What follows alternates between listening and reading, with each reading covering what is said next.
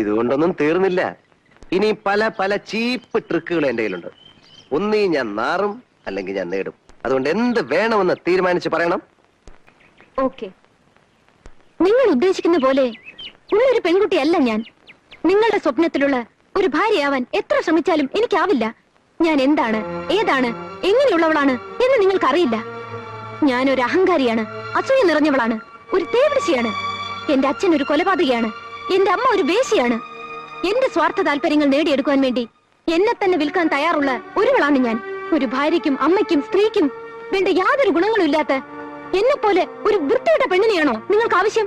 പറയൂ. ഇത്രയുമൊക്കെ ആയ എന്നെ നിങ്ങൾക്ക് ആവശ്യമുണ്ടോ? പറയൂ. Tell me.